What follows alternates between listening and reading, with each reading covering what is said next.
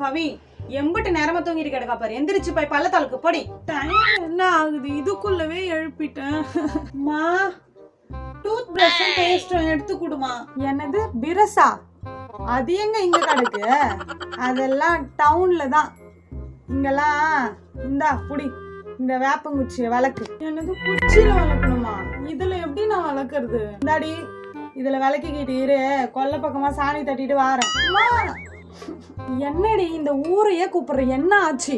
என்னம்மா இது, கோழிலாம் வீட்டு உள்ள வருது. அவளா? அவ ரஞ்சுதண்டி.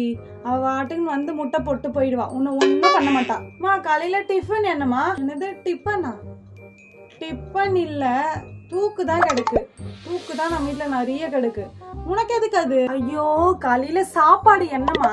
களியும் கடலையும் வச்சிருக்கேன், சாப்பிடுவா, உடம்புக்கு ரொம்ப நல்லது. களியா? கடவுளே.